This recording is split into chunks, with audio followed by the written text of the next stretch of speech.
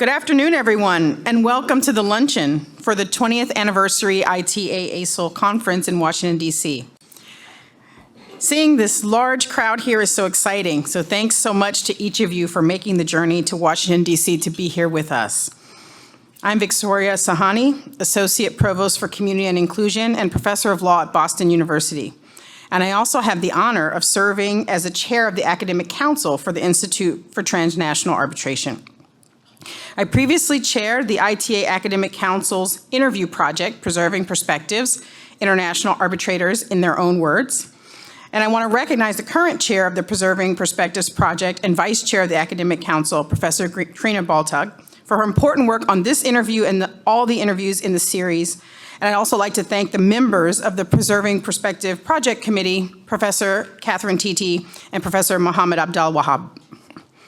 I also would like to thank the chair of the ITA, Tom Sikora, and the ITA staff led by David Wynn, whom we miss seeing here in person today, for helping to bring this luncheon interview to fruition. I also would like to thank the ITA's partner in organizing today's ITA-ASIL Conference, the American Society for International Law. The ITA Academic Council's interview project, Preserving Perspectives, International Arbitrators in Their Own Words, is important and wholly unique among projects hosted by various international arbitration organizations worldwide, in that we interview prominent international arbitrators and record the stories of their lives and careers as they themselves tell it. Afterward, the videos of these interviews are memorialized forever on the ITA website so that future generations of international arbitration practitioners can watch and learn from them. Today's interview is extra special because this will be our first ever in-person interview during the ITA-ASIL Conference. To mark this momentous occasion, we have an extra special interviewee, Meg Kinnear, Secretary General of the International Center for Settlement of Investment Disputes. We're also grateful to Meg for her longstanding support and involvement in our Preserving Perspectives interview project. Meg has graciously served as the interviewer for two other interviewees during the course of the project, Albert Jan Vandenberg and Carolyn Lamb. Thank you so much again to Meg for supporting and contributing to our interview project, then as interviewer and now as interviewee. Meg will be interviewed by Andrea Bjorklund, Professor of Law and Yves Fortier Chair in International Arbitration and International Commercial Law at McGill, and a past chair of the ITA Academic Council. Andrea was the first Academic Council member and chair to carry forward David Caron's vision of the Preserving Perspectives Project and grow it to its current success as a highlight of ITA's programming. Now, without further ado, the Academic Council of the Institute for Transnational Arbitration is very pleased to present our Preserving Perspectives Project interview of Meg Kinnear, interviewed by Professor Andrea Bjorklund of McGill.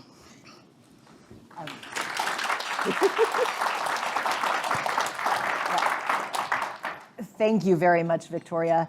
It's a great pleasure to be here and to see so many familiar faces and so many old friends.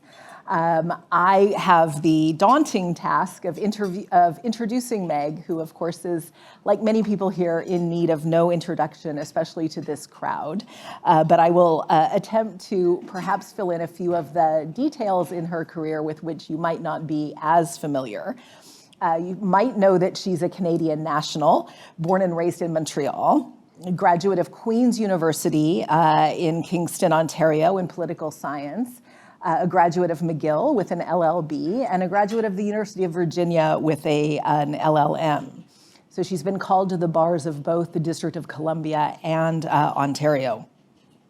Her early career, with which you might be less familiar, was in litigation representing the Government of Canada in federal and provincial courts and before administrative tribunals.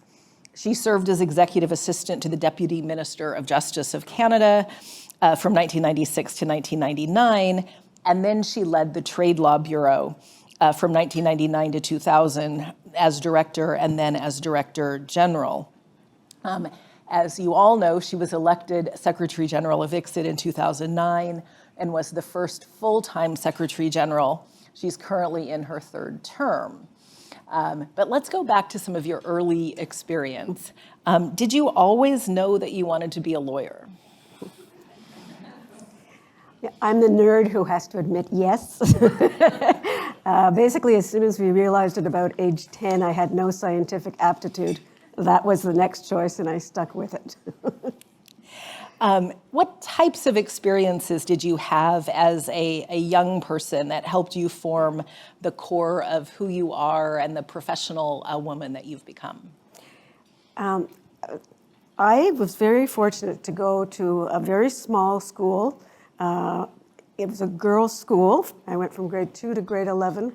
We wore tunics and everything you would think of almost in the British tradition. But it was also an amazing place where you were really encouraged, sometimes forced, to do things like public speaking and writing, and really forced to find your voice. And I have to say that I have thought many times through my university career and subsequent career how that gave me such a good grounding, and that was a real gift that, but for that I might have gone a different direction. So you went to law school at McGill, and so an example of the kinds of law students we get at McGill, little commercial. But when you were at McGill, did you have an interest in international law or in arbitration? Yeah, well, I have to admit, I did international political science in undergrad, so I went to McGill thinking, of course, international law would be what I would do. And my first general international law course I found very frustrating. I found it highly abstract. There was never a concrete solution to a problem. It may have just been the course I particularly took, but it actually steered me a bit away from international law and more into administrative law, which in Canada is very much the study of judicial review of government bodies, government decision-making, that kind of thing. So I steered into constitutional and administrative law. In terms of arbitration, I am sad to say that when I went to school, there was no arbitration course. Not even Professor Brierley? No, not even.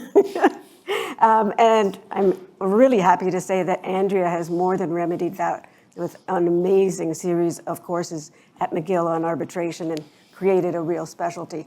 But when I went to law school, that was not per se something that was being taught in Canada.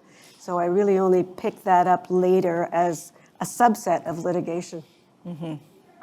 So you said that in law school you'd really were somewhat drawn to administrative law. Did that continue when you went to the United States to do your LL.M. at Virginia? Yes, although another shock for me, I just had assumed that when I went to the US to study this at the master's level, this would be the kind of administrative law I was used to. Again, mostly judicial review. And at the University of Virginia, it was a lot more with respect to a study of actual decision-making in the political process. So I had to change focus quite a bit. So it was good, it was a learning curve, but it certainly wasn't what I had thought I was going to be doing that year. Yeah. So you went back to Canada after you did your LL.M. And what was your first job? What was your first law job? In Canada, we have something we call articling or a clerkship, and basically before you're allowed to be called to the bar, you have to do a year of practice under the tutelage of lawyers. So I did that, but my first job, real job, was with the Department of Justice for Canada, and it was in what they called their Civil Litigation Section.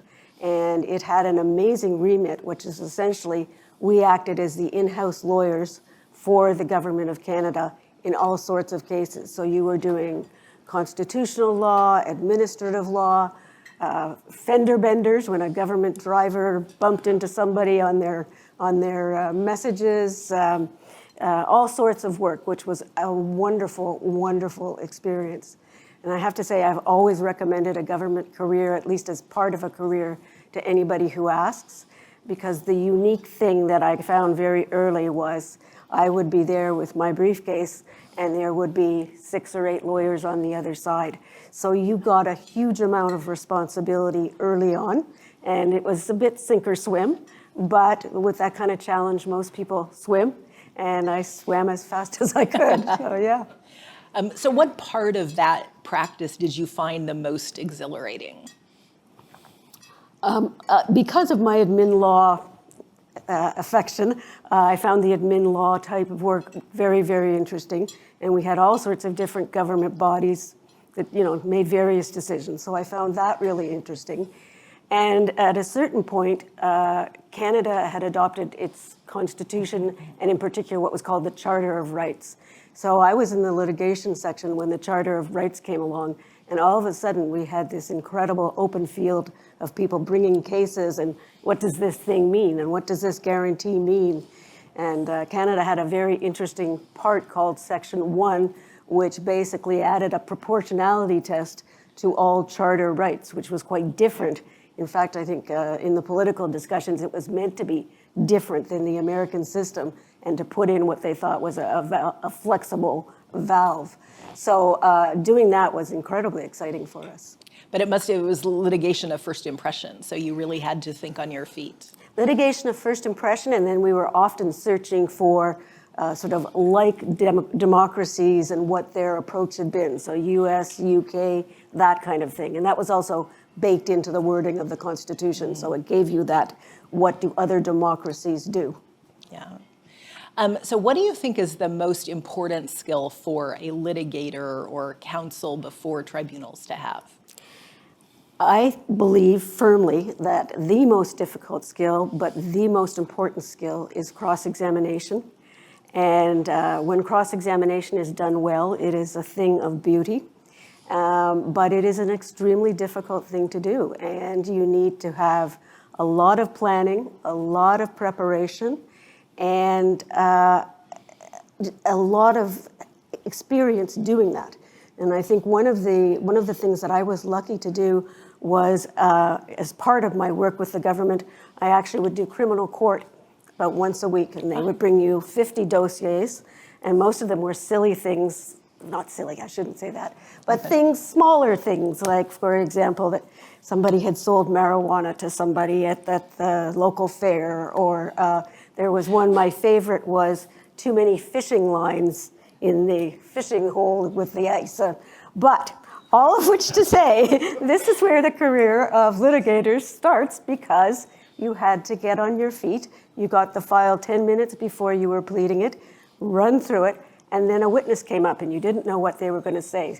And it was a really good way to create instincts. Yeah. As Rumpel says, you get up on your hind legs and Yeah. do it.